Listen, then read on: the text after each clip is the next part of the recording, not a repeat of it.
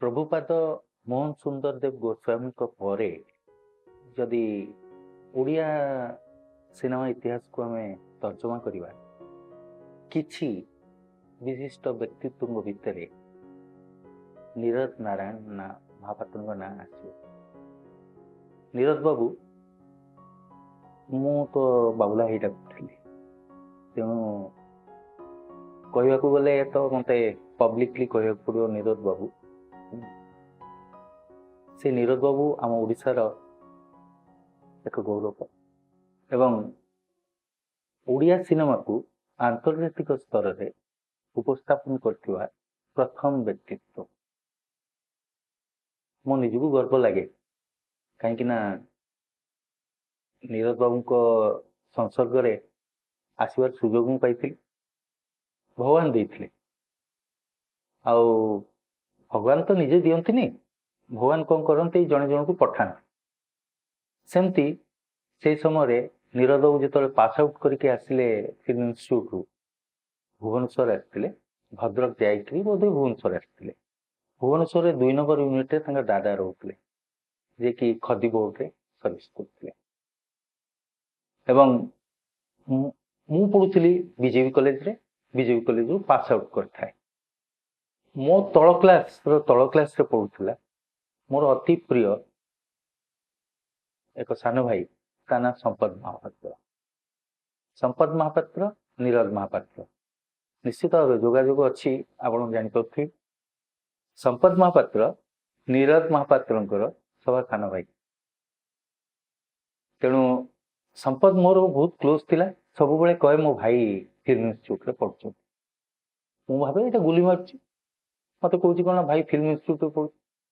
Film institute ମାନେ ସେତେବେଳେ ଆମ କନସେପ୍ଟ ଥିଲା ମୁମ୍ବାଇ ଫିଲ୍ମ ଇଣ୍ଡଷ୍ଟ୍ରି, ବଲିଉଡ୍, ଯାହାକୁ ଆମେ ଆଜି କହୁ। ତେଣୁ ମୋ ଧାରଣା ହୁଏ ଆମ ସମ୍ପଦର ଭାଇ ଯାଇକରି ବଲିଉଡ୍ରେ, ବିଶ୍ୱାସ ହୁଏନି। କାହିଁକିନା ଫିଲ୍ମ ଇନଷ୍ଟିଚ୍ୟୁଟ୍ ଗୋଟେ ଟ୍ରେନିଂ ଇନଷ୍ଟିଚ୍ୟୁଟ୍, ସେ କନସେପ୍ଟଟା ଥିଲା ଯେ କିନ୍ତୁ ଏତେ କ୍ଲିଅର ନଥିଲା। ମୁଁ ଭାବୁଥିଲି ସେଇ ଫିଲ୍ମ ଇନଷ୍ଟିଚ୍ୟୁଟ୍ ଯାହା,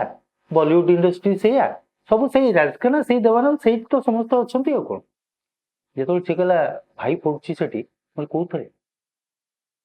ନା ଭାଇ ଡାଇରେକ୍ସନ୍ ପଢ଼ୁଛି। ମୁଁ ଡାଇରେକ୍ଟର ହେଇଯିବି? ହଁ, ମୋତେ ଗୋଟେ ରୋଲ୍ ମିଳିବ? ନିଶ୍ଚୟ ନା, କ'ଣ କଥା ଆପଣ କହୁଛନ୍ତି ପ୍ରଣ ଭାଇ, ଫାର୍ଷ୍ଟ ଚାନ୍ସ ଆପଣଙ୍କର। ମୁଁ ଠିକ୍ ଅଛି, ତାହେଲେ ଭାଇ ଆସିଲା କି ମୋତେ ଟିକେ ଚିହ୍ନେଇ ଦେବ। ଆ ଭିତରେ ବହୁତ ଦିନ ପଳେଇଛି, ସେ କଥା ମୁଁ ଭୁଲି ଯାଇଛି।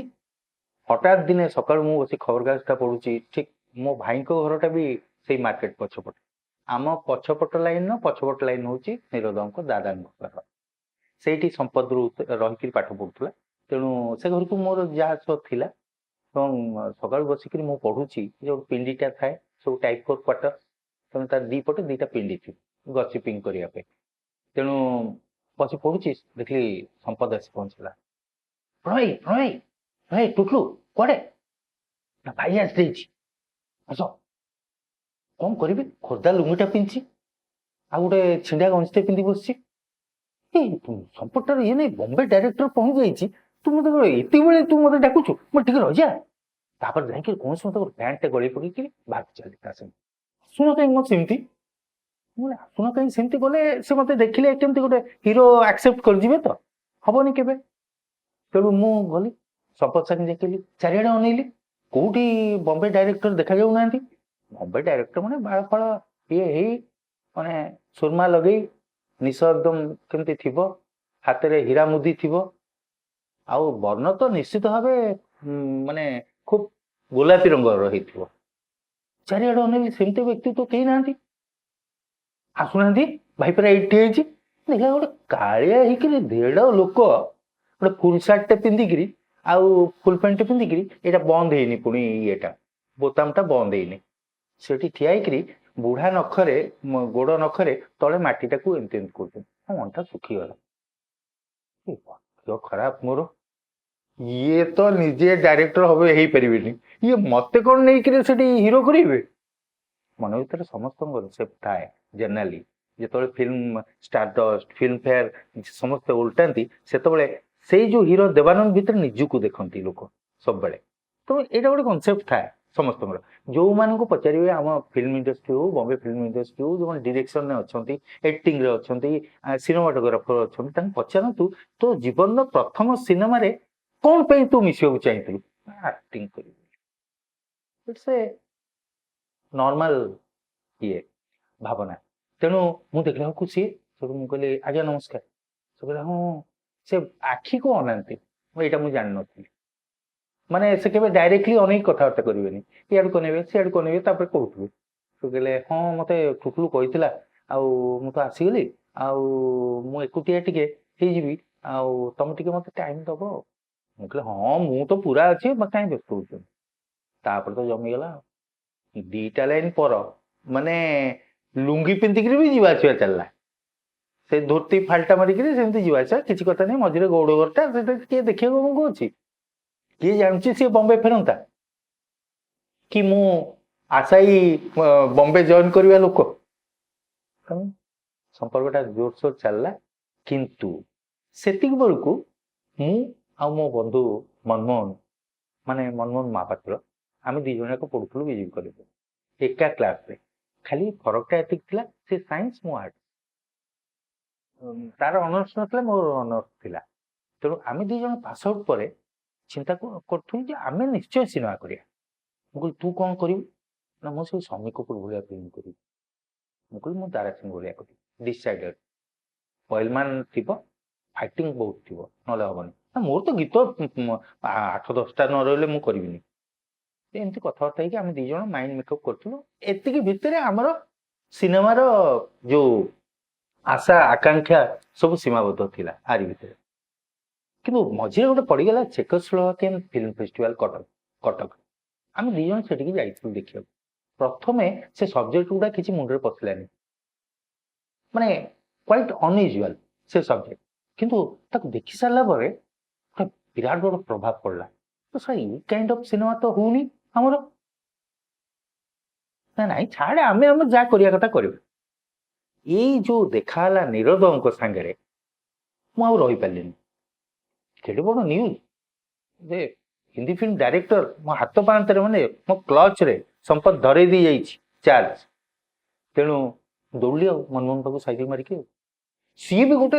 ସାଇକେଲ ମାରିକି ସଁ ସଁ ହେଇକିରି ଆସିକି ପହଞ୍ଚିଗଲା କହିଲା ମୁଁ ଯାଉଛି ଦେଖନ୍ତୁ ମୁଁ ଶୁଣୁ ଡାଇରେକ୍ଟର ଆସିଗଲେଣି ମୁଁ ତ ମିଶିଗଲିଣି ତୁ ଯଦି ମିଶିବୁ ପଳେଇବା ଆପଣ ଲକ୍ଷ୍ୟ କରନ୍ତୁ ଏଇ ଶବ୍ଦ ଗୁଡାକ ଯେ ମୁଁ ମିଶି ସାରିଲିଣି ତୁ ମିଶିବୁ ଯଦି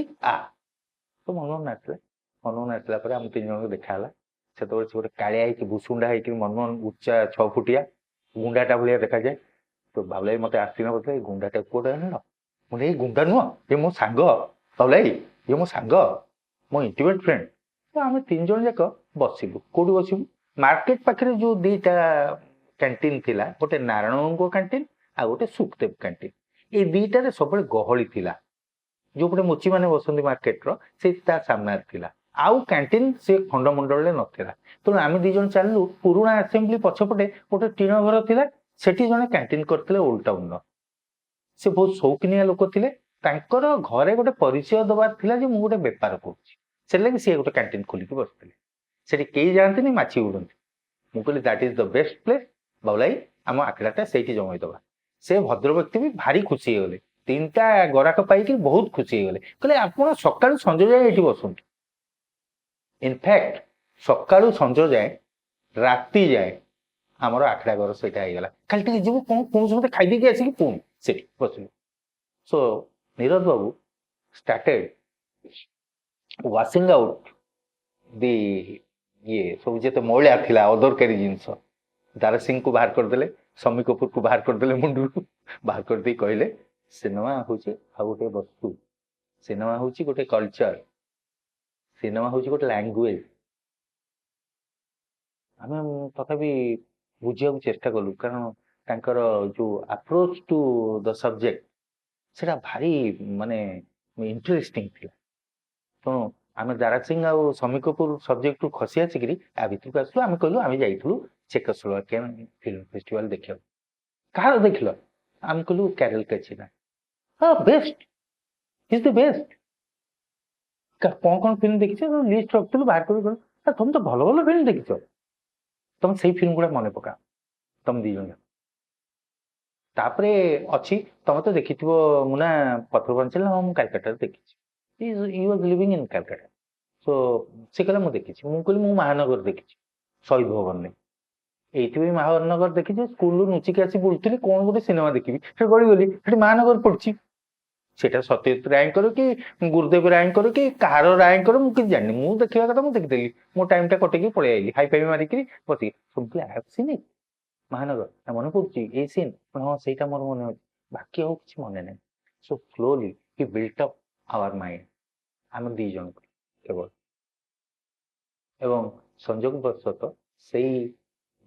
ମାନେ 72 ସିଏ ଆସିଲେ 73 Manmohan got A seat in film and television institute of Pune in direction। ଆଉ ତା ଭାଗ୍ୟ ଆହୁରି ଭଲ ନୀରଜ ବାବୁ ଜଏଣ୍ଟ ଆଜ୍ ଦି ଆସିଷ୍ଟାଣ୍ଟ ପ୍ରଫେସର ଡାଇରେକ୍ସନ। ମୁଁ କହିଲି ଏଠି କଣ ମୁଁ ବସି ଭୋକ ହେବି ତମେ ସବୁ ପଳେଇବ ମୁଁ କଣ କରିବି ଅପେକ୍ଷା କର ଏଠି ଅପେକ୍ଷା କର ଆମେ ପଳେଇ ଯାଉ। ମୋର କିଛି ପ୍ରିୟ ଅକୁପେସନ ଥିଲା ତେଣୁ ମୋର ଯିବାର ଚାନ୍ସ ନଥିଲା ମେ ବି ଇକୋନୋମିକାଲି ମେ ବି ସମ୍ ଅଦର ପ୍ରୋବ୍ଲେମ ମୋ ବାପା ପଢେଇ ପାରିବେନି ତେଣୁ ମୁଁ କହିଲି ସେଥିରେ ଆଉ ପଶିବିନି बिल्कुल। मुना's father was rich କିନ୍ତୁ ସେ ଦେଖାଏନି କେବେ ନିଜ ରିଚ୍ ନେଇ he was very simple a good friend। ତ ନୀରଜ ବାବୁ ଦି ଜଣ ଯାକ ସେଠିକି ଚାଲିଲେ ମୁଁ ଚିଠି ଲେଖେ ଚିଠି ସିଆଡୁ ଆସେ ମୁଁ ଲେଖୁ ଲେଖୁ ଯଦି ହଳଦିଆ କାଗଜରେ ଲେଖିଥିବି ସେପଟୁ ଚିଠିରେ ମାନେ ଆସିବ ଏ ହଳଦିଆ କାଗଜରେ ନୀରଜ ବାବୁଙ୍କ ପାଖରୁ ଏ ହଳଦିଆ କାଗଜରେ ଲେଖିବା ଅର୍ଥ ହେଲା ତମ ମନ ଭଲ ନାହିଁ ତମେ ନିଜକୁ ଅବଶ ମନେ କରୁଛ ଏଇଟା ହଉଛି ଗୋଟେ ନିରାଶାବାଦର ପ୍ରତୀକ ଏ କଲରଟା ଭଲ କଲର କିଛି ମିନିଂ ଅଛି ପୁଣି Yes every colour has a meaning. Slowly ମୁଁ ନ ଯାଇଥିଲେ ମଧ୍ୟ ଏଠି ମନମୋହନ କ୍ଲାସ ରୁମରେ ବସିକିରି ମଧ୍ୟ ସେଇ ନୀରଜ ବାବୁ ସବୁ ମୁଣ୍ଡରେ ସମସ୍ତଙ୍କ ମୁଣ୍ଡରେ ଗଳେଇଲେ କ୍ଲାରିଟି ଅବାଉଟ ସିନେମା। ତାଙ୍କ ଷ୍ଟୁଡେଣ୍ଟସ କିଏ ଥିଲେ ସବୁ ସୈୟଦ ମିର୍ଜା केतन मेहता मनमोहन गिरीश कसरावाली सेपटे आसाम जो हल्दिया चोरे बाउधान खाए से जे डायरेक्टर सी भी थिला केते केते सब बढ़िया बढ़िया समस्त से पाठ पढ़े मनीष कर मनीष करवा दूर कथा ज्ञान देइचंती आपन के दूर ग्रहण करेंगे न ग्रहण करेंगे अलग कथा मुझे ग्रहण करछि मु सेतिकी सिनेमा को बुझी आज पर्यंत आई हैव डन सम ये माने कमर्शियल सिनेमा भी करछि मु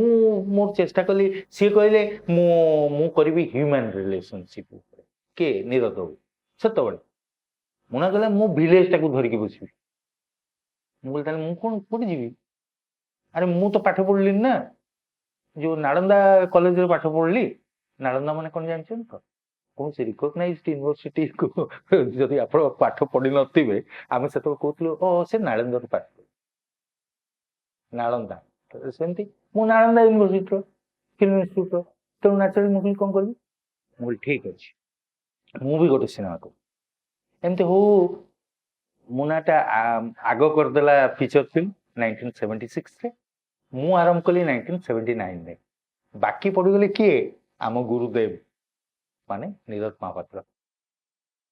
बाबले आसती मो सुटिंग देखती बाबले जाकि मुना सुटिंग भी देखती मनरे किसी भी नहीं कौन ये नहीं सान ये सिनेमा कर पचे भाले यहाँ तुम नि तुम सब तुम नि मुझे बस आप बसले तो नर्भस हूँ ना मुझे पलाऊँ तले मुना तो अच्छी आम दी जन चा पीउथु मुना प्रोडक्शन कंट्रोल करता मो फास्ट फिल्म तेणु प्रोडक्शन कंट्रोल कौन कर भात डालमा लुण लंका आकु कौन प्रोडक्शन कंट्रोल कर कैमेरा तो ये न था कलिकता गोटे कैमेरा आसता है जार भड़ा हो दिन को 75 टका माने मुझे कैमेरा प्रथम शूट करी नीरज बाबू देखिए मो भारी बिगिट थे कौन है मु प्रथम कैमेरा व्यू फाइंडर आ देखनी तरतर कि जल्दी जल्दी कर पकेबी तो कौन आउ तो किसी उपाय ना ना गोटे दिन जो पड़ोस आम टा पड़ेब नीरज आस कौन हो नीरज बाबू कौन ये व्यू फाइंडर किसी देखा होनी न देखा जाऊ कौन है फिता मापिदबा फुटेजटा सेमती हुए नहीं तुम भल कैमेरा आण ना सुटिंग बंद कर ତାଙ୍କ କଥାରେ ସୁଟିଂ ବନ୍ଦ କରିଦେଇଥିଲି ମୁଁ କହିଲି ଶୁଣ ପ୍ରଣବ ଏଇଟା ଗୋଟେ ପିଲା ଖେଳ ନୁହଁ ଏଇ ଯୋଉ ଫିଲ୍ମଟି ହଉଛି ଏଇଟା ତମ ଜୀବନର ପ୍ରଥମ ସିନେମା ମତେ ବୁଝେଇଥିଲେ ମୋ ମିସେସକୁ ଯାଇ ବୁଝେଇଥିଲେ ସବୁ ଜିନିଷ ସୋ ନିରୋଧ ବାବୁ ଆକ୍ଚୁଆଲି ଦେଖନ୍ତୁ ମାନେ ଓଡ଼ିଶା ଫେରିବା ଫଳରେ ଆଟଲିଷ୍ଟ ପ୍ରଥମ ଆମେ ଦିଟା ତ କନସିୟସ୍ ହେଲୁ କେବେ ଆପଣ ଭାବନ୍ତୁନି ଗୋଟେ ଜନଗହଳି ଭଳିଆ ଗୋଟେ ପରିବର୍ତ୍ତନ ଆସିବ ଯାହାକୁ ଆପଣ କହନ୍ତି ରେନେସାନ୍ସ ଆପଣଙ୍କର ଯୋଉ ଫ୍ରେଞ୍ଚ ସିନେମା ଯୋଉ ଆସିଥିଲା ସେ ଏମିତି ଗୋଟେ ଏକା ସାଙ୍ଗରେ ଦଳେ ଆସିନଥିଲେ ସେ ଦଳକ ଯାକ କେବେ କେବେ କେବେ କେବେ ସିନେମା ତିଆରି କଲେ ମାନେ ଭିକ୍ଟୋରିଆ ଡିସିକା ଯେବେ କରିଥିଲେ ତାର ବହୁତ ଦିନ ପରେ ତ୍ରୁଫ କରୁଛନ୍ତି ଆଣ୍ଟୋନିନି ତାଙ୍କର କରୁଛନ୍ତି ଫେଲିନି ତାଙ୍କର କରୁଛନ୍ତି କିନ୍ତୁ ଯେତେବେଳେ ଆମେ ଟୋଟାଲ ସିନେମାକୁ ଧରିକି ବସିଲେ ଯେ ନ୍ୟୁ ୱେଭ୍ କେମିତି ଫର୍ମ ହେଲା ଏ ସମସ୍ତଙ୍କ ନାଁ ଧର ଧର ଧର ଧର ଧର ଧର ପଳେଇଲା ଆଙ୍କ ଭିତରୁ କିଏ କଣ୍ଟେମ୍ପୋରାରୀ ହେଇଥାଇ ପାରନ୍ତି ସେମିତି ନିରୋଧ ବାବୁ ପ୍ରଥମେ ତ ଦିଟା ଲୋକଙ୍କୁ ଫିଟ୍ କରିଦେଲେ ଆଉ ସବୁଠୁ ବଡ଼ ଜିନିଷ କରିଥିଲେ ସେ ଯେତେବେଳେ ଏଠିକି ମନୋହନ ପଢିବାକୁ ଯାଇନଥିଲା ଆମେ ସେତେବେଳେ ଫର୍ମ କରିଥିଲୁ ଗୋଟେ ଫିଲ୍ମ କ୍ଲବ ତା ନାଁ ଥିଲା ସିନେ ଏକ୍ସଟାସି ଯୋଉଟା ବହୁତ ଲୋକ ଭୁଲି ଯାଇଛନ୍ତି ତାର ଅବଦାନ ଆମର ବି ଜଣେ ସାଧାରଣ ମେମ୍ବର ଥିଲେ ତତ୍କାଳୀନ ମୁଖ୍ୟମନ୍ତ୍ରୀ ଶ୍ରୀମତୀ ନନ୍ଦିନୀ ଶତପଥୀ ଜଣେ ସାଧାରଣ ସଭ୍ୟା ଥିଲେ ସେ ଆସୁଥିଲେ ସାଧାରଣ ସଭ୍ୟା ଭଳିଆ ଗୋଟେ ସିଟ୍ରେ ବସୁଥିଲେ ଦେଖିକି ଯାଉଥିଲେ ଆଜ ଏ ଚିଫ୍ ମିନିଷ୍ଟର ତ ନିରୋଧ ମାନେ କ୍ରିଏଟେଡ୍ ୱାନ୍ ଲାଇବ୍ରେରୀ ଅଲସୋ ସେତେବେଳେ ସେ ପୁନାରେ ଇନଫ୍ଲୁଏନ୍ସ କରିକିରି ସବୁ ପ୍ରିଣ୍ଟ 16 ମିଲିମିଟର ପ୍ରିଣ୍ଟ ଆସୁଥିଲା ତାକୁ ଚଲେଇବା ପାଇଁ ଆମେ ସୂଚନା ଭବନରେ ଚଲେଇ ପାରୁଥିଲୁ ଆଉ ଟିକେ ବ୍ୟୟବହୁଳ ଥିଲା କୌଣସି ଗୋଟେ ନିରୋଧ ବିଭିନ୍ନ ଲୋକଙ୍କୁ ଚାନ୍ଦା ଭେଦା କରିକିରି started that movement so ଓଡ଼ିଶାରେ ଯଦି ଆମେ ସିନେମା ମୁଭମେଣ୍ଟ କଥା ଭାବିବା କାୟଦୁ ସିନେମା ଯେମିତି ହେଇଥିଲା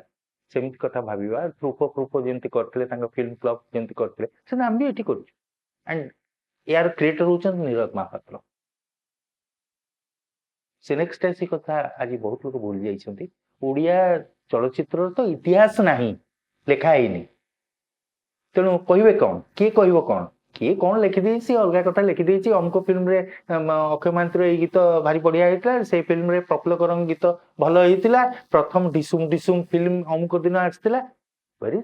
ନିରୋଧ ମହାପାତ୍ର ମୁଁ ତ ଗୋଟେ ବହି ଦେଖୁନି ଯୋଉଥିରେ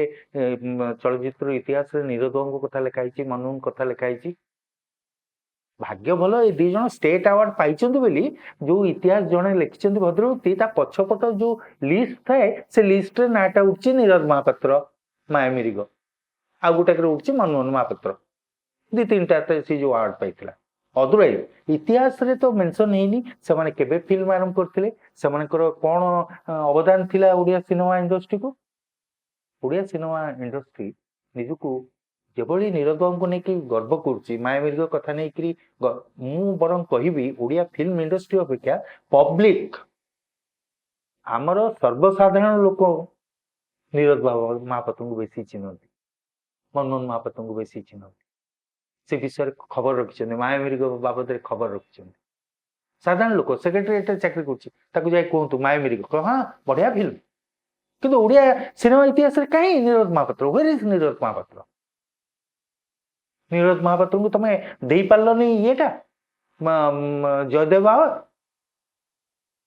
କ'ଣ ଆଉ କେତେ କଣ୍ଟ୍ରିବ୍ୟୁସନ ସେ କରିଥିଲେ ଆପଣ ତାଙ୍କୁ ଜୟଦେବ ଆୱାର୍ଡ ଦେଇଥାନ୍ତେ ପଦ୍ମଶ୍ରୀ ଦେଇଥାନ୍ତେ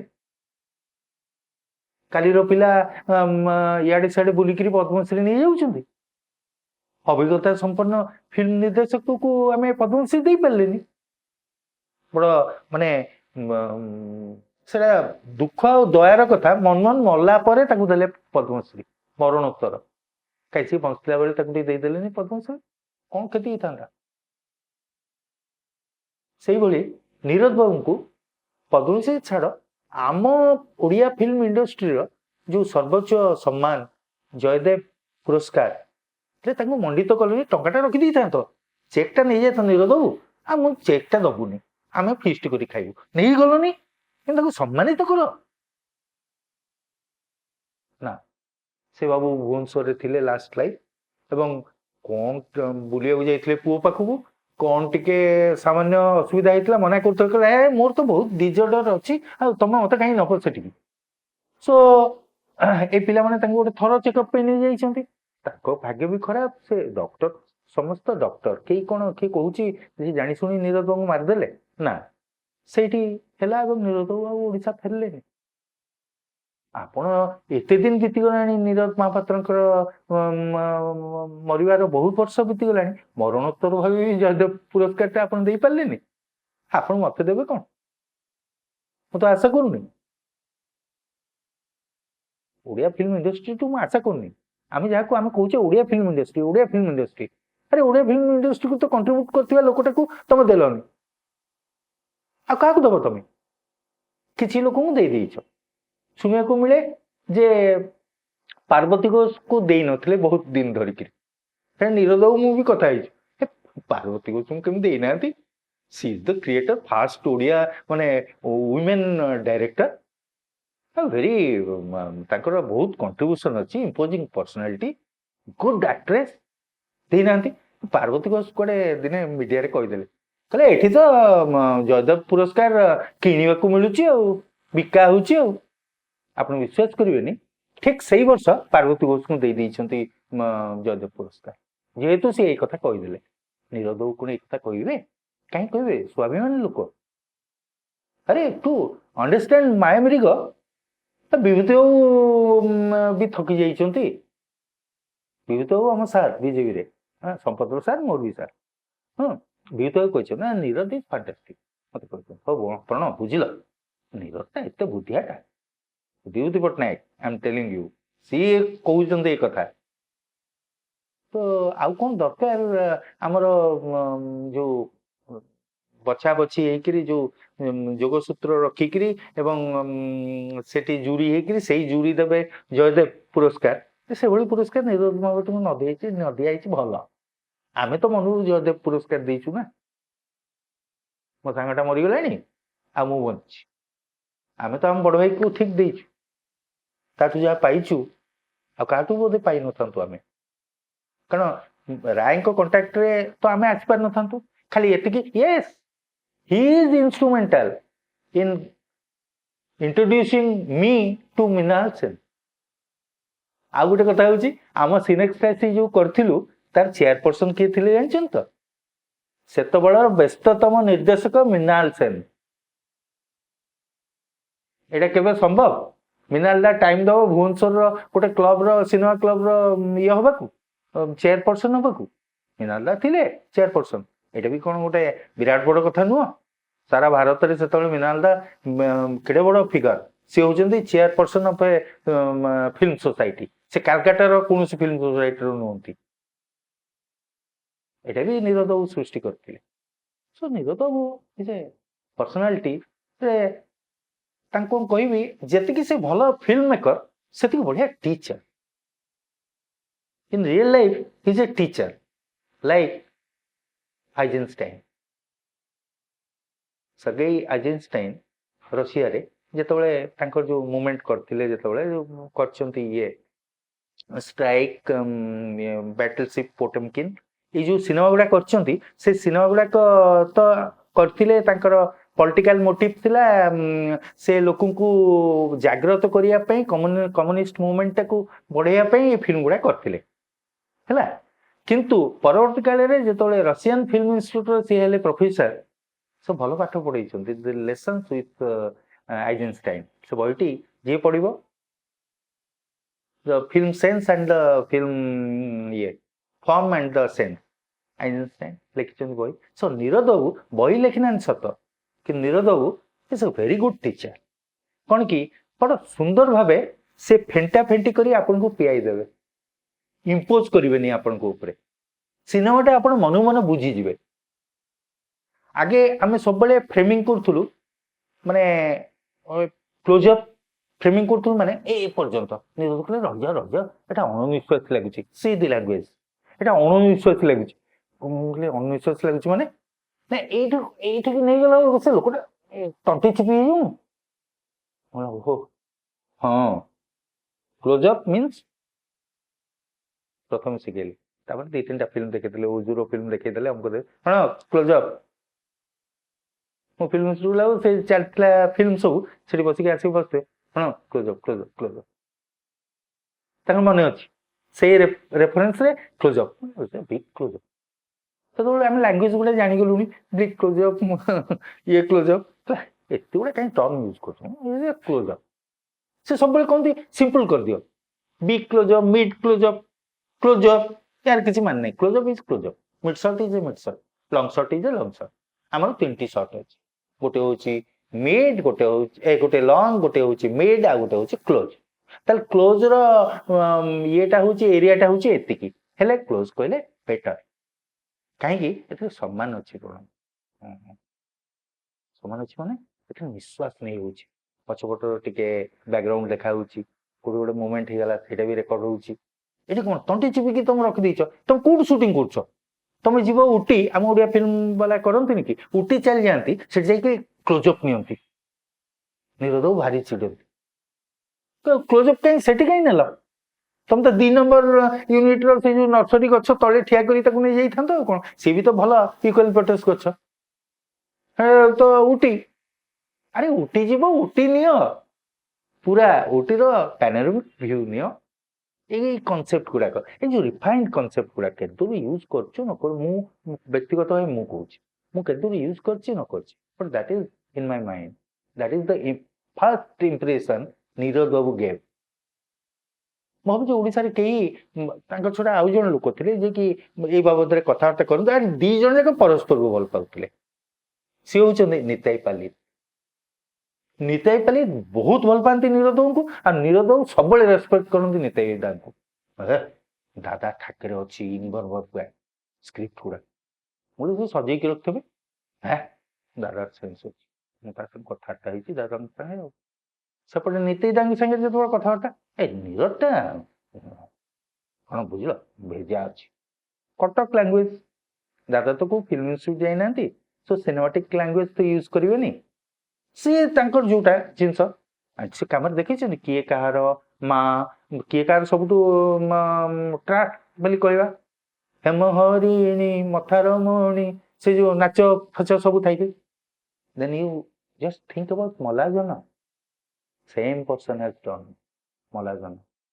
बाबुला भी भारी बाबुला माने नीरद महापात्र भारी एप्रिशिएट करती मलाजन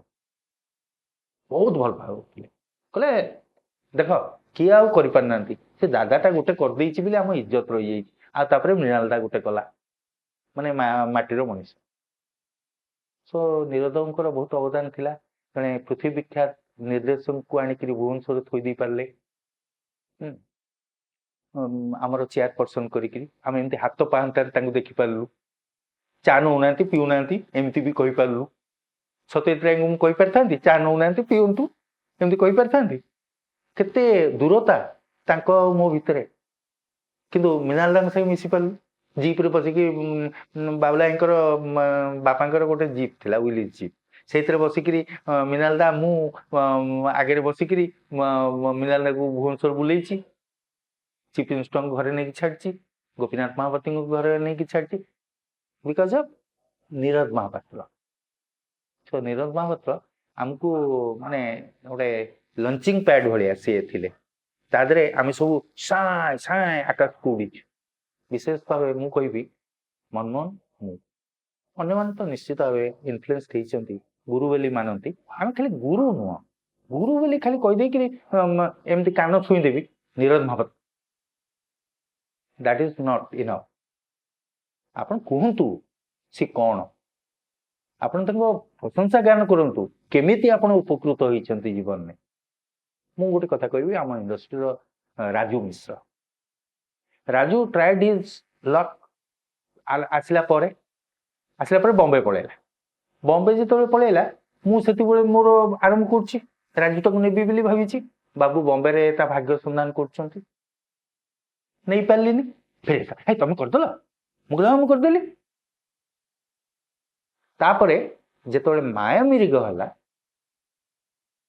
नीरद टुक राजू राजू जो भल फोटोग्राफी करें उल्का देखते नीरद हि टुक हिम ରାଜୁ ଟିକେ ଉଛାଳ ହୁଏ, ତାର ଧୈର୍ଯ୍ୟ ବହୁତ କମ୍, ବାଡେଇ ଛାଟି ହବ। ମୁଁ କହିଲି ଠିକ ହାବୁଡରେ ପଡୁଛୁ ତୁ, ଠିକ ହେଡମାଷ୍ଟରଙ୍କ ହାବୁଡରେ ପଡୁଛୁ। ମତେ ଲାଗେ ଫକୀର ମୋହନଙ୍କର ଚେହେରା ଯେମିତି, ସିଏ ଯେମିତି ହେଇଥିବେ ସେଇ ସମୟରେ, ନିରୋଧ ବାବୁ ଆମର ଜଣେ ଭଲ ହେଡମାଷ୍ଟର, ଭଲ କି ଛାଟ ଦେଇକିରି ଠିକ କରିଦେବେ। ସିଏ ରାଜୁ ଛାଟ ଖାଇକିରି ମାୟାମିରିକରେ କଣ ରେଜଲ୍ଟ ଦେଇଛି କି ସୁନ୍ଦର ରେଜଲ୍ଟ। 16 ବ୍ଲୋ ଫିଲ୍ମ, ଆପଣ ଜାଣିଛନ୍ତି ଗ୍ଲୋବ ମାନେ ଇଣ୍ଟରନ୍ୟାସନାଲି ବହୁତ ଲୋକ ଲାଇକ୍ କରନ୍ତି, କାହିଁକିନା ଗ୍ରେନ୍ସ ରହେ, ଇଏ ରହେ, ବହୁତ ମାନେ ଭିଜନ ଟାରେ ଏତେ ସାଚୁରେସନ ନଥାଏ। ତାପରେ ଆପଣ ଯଦି ସେତିକି 16 ସାଇଜରେ ଆନାମର୍ଫିକରେ ପକେଇବେ ତାହେଲେ ଆପଣ ଦେଖିପାରିବେ, କିନ୍ତୁ once it is grown up further ନୁହଁ। କିନ୍ତୁ ମାୟାମିରିଗ କାନରେ ବି ଆପ୍ରିସିଏଟ ହେଲା। କଣ ପାଇଁ ଆଜ୍ଞା? ସିନେମାଟା ସେଠି କଣ କାନରେ ଗୋଟେ ବୋର୍ଡ ଧରିକି ଠିଆ ହେଇଥାନ୍ତେ ଏଇଟା ନିରଜ ମହାପାତ୍ରଙ୍କର ସିନେମା ବୋଲି? नो, ଅଡିଓ ଭିଜୁଆଲ ମିଡିୟମରେ ଆଖି ଦେଖିପାରୁଥିବ, କାନ ଶୁଣି ପାରୁଥିବ, ଏ ଦିଟାଙ୍କ ମାୟାମିରିଗରେ ଥିଲା। ତା ଅର୍ଥ ରାଜୁର କଣ୍ଟ୍ରିବ୍ୟୁସନ ଥିଲା ଫଟୋଗ୍ରାଫିରେ। ଆଉ ସେଇଟା ଆସିବା ପାଇଁ ରାଜୁ ଯୋଉ ଟାଇପର ଫ୍ରେମ ଏସବୁ ଜିନିଷ ଶିଖିକି ଆସିଥିଲା, ନିରୋଧଙ୍କ ଫ୍ରେମ ବହୁତ ଢିଲା ଫ୍ରେମ ଆଜ୍ଞା, ପୁରାଟା ସେଇଠି ପୁରା କ୍ୟାମେରା ଦୂରରେ ଅଛି, ସେ ସେଇଠି ବେସର ବାଟୁଛି, ଇଏ ଏଠି ବସିକି ପିଲା ଖେଳୁଛନ୍ତି, ସେ ଅମୁକ ହଉଛି ସମୁକ ହଉଛି। ପ୍ରଥମେ ଆପଣ ଲାଗିବ କଣ ଆଉ ଟିକେ ପାଖକୁ ପଳେଇବା, ସବୁବେଳେ ଗୋଟେ କ୍ୟାମେରାଟା ଅଛି ନା ଆମ ପାଖରେ, ଆମେ ପାଖକୁ ପଳେଇବା। ନା, ନିରୋଧ ଯାଆନ୍ତିନି, ଭାରି ରିଷ୍ଟ୍ରେଣ୍ଟ ମୁଭମେଣ୍ଟ ତାଙ୍କର, ସର୍ଟ ଏ ବହୁତ ମାନେ ଇଏ, ସେ ପ୍ରଲୋଭିତ ହୁଅନ୍ତିନି। ଗୋଟେ କ୍ୟାମେରା ଫ୍ରେମରେ ଦେଖିଦେଇକି ପ୍ରଲୋଭିତ ହେଇଯିବି, ନଥିଙ୍ଗ ବି। ସେ ଲାଇଟର କଣ୍ଟ୍ରୋଲଟା ହଉନି ପା, ହେଇଠି ହେଇଠି ହେଇଠି ହେଇଠି ହେଇଠି ହଁ ବଢିଆ ଦେଖାଯାଉଛି। ମୋ ଭାଇ କଣ ଭଲ ଦେଖାଯାଉଛି? ଏଇଟା ଗୁଡ ଭଲ ଦେଖାଯାଉଛି, ଏଇଟା କିଛି ଭଲ ଦେଖାଯାଉନି, କାଟ କାଟ ସେ ଲାଇଟ୍ ସେଠୁ ଏମିତି କହିଦେବେ, ତାପରେ ଫିତାଟା ବାନ୍ଧିକି ସେଟ୍ ପରେ ହେଲା ଆସିକି ପହଞ୍ଚିବେ। ଭାରି ଇଜି ୱେରେ ଗୋଟେ ଭଲ ମାଷ୍ଟର ତ ବାଗେଇକିରି ଆପଣଙ୍କୁ ଆଣିକି ଠିକ ଜାଗାରେ ଛାଡ଼ିଦେବେ, ସେ ହେଉଛନ୍ତି ନିରୋଧ। ମୁଁ ତ ଆଜି ବୁଢା ବୟସରେ ଭାରି ଏକୁଟିଆ ଲାଗୁଛି, ମାନେ ଆପଣଙ୍କୁ ଏଇସବୁ କଥା ଯେତେବେଳେ ମୁଁ କହୁଛି, ସେଇଟା ତ ମୁଁ କହୁଛି କହିବା ପାଇଁ। ମୁଁ ଏଠୁ ଫେରି ଯାଇକି ଘରେ ଯେତେବେଳେ ଏକୁଟିଆ ହେଇ ବସିବି, ଆଜି ପୁରା ରାତି ପର୍ଯ୍ୟନ୍ତ ମୋ ମନେ ପଡ଼ିବେ ନିରୋଧ ମହାପାତ୍ର, ସେଇ ପୁରୁଣା ସ୍ମୃତି। ସବୁ କଥା ତ କହି ହୁଏନି, ଡିଟେଲ୍ସ କଣ କହିହବ କେବେ ବି। ଯୋଉ ବ୍ୟକ୍ତିଗତ ଯୋଉ ଅନୁଭୂତି, ଯୋଉ ସାନ୍ନିଧ୍ୟ ମାନେ ଦେହର ବାସ୍ନା। ଆପଣ ମତେ ବାପାଙ୍କ ପାଖରେ ବସିବାକୁ ଭାରି ଭଲ ଲାଗୁଥିଲା, ବାପାଙ୍କର ଦେହ ବାସ୍ନା ମତେ ଭଲ ଲାଗୁଥିଲା। ସେମିତି ନିରୋଧଙ୍କର ଗୋଟେ ବାସ୍ନା ଥିଲା, ଗୋଟେ ଫିଜିକାଲ ବାସ୍ନା ଥିଲା, ଗୋଟେ ଆକୃଷ୍ଟ କରୁଥିଲା ଆମକୁ। ଆଉ ଗୋଟେ ମାନସିକ ଭାବେ ଯୋଉ ପ୍ରଭାବଟା ଥିଲା, ତାମାନେ ଗୋଟେ ଲିଡରସିପର ମାନେ ଇଏ ଥିଲା ତାଙ୍କ ଭିତରେ, ମାନେ ଗୋଟେ ସିଏ ଲିଡ୍ କରିପାରିବାର ଗୋଟେ କ୍ୟାପାବିଲିଟି ଥିଲା। ଆଉ ତାପରେ ତ ସେ ନିଜେ ପାଠ ପଢେଇଲେ, ଏତେ ଏତେ ଅରୁଣା ମଇଁଷିକୁ ସେଠି ପୁରା ଚରା ଭୂଇଁରେ ଚରେଇ ଦେଇକି ଆସିଲେ। ସେଇଟା ପ୍ରୁଫ୍ ନିରୋଧଙ୍କ ଭଳିଆ ଟିଚର ଆଉ କେହି ନାହାନ୍ତି। ମୁଁ ଭାବୁଛି ଆଡୁ ଗୋପାଳ କୃଷ୍ଣନ ବି ଏତେ ଭଲ ଟିଚର ହେଇପାରିବେନି, ସେ ଭଲ ସିନେମା କରନ୍ତି, ବଟ୍ ଟିଚର ହବା very difficult. To teach something, teach somebody cinema it's very difficult. କହିଦେବାଟା ଭାରି ସହଜ, ଗୋଟେ ଇଏଟା ଆବଷ୍ଟ୍ରାକ୍ଟ ଜିନିଷଟାକୁ ଆପଣ ବୁଝେଇବେ ଗୋଟେ ଲୋକକୁ, it is not easy. So Nirodh Mohapatra.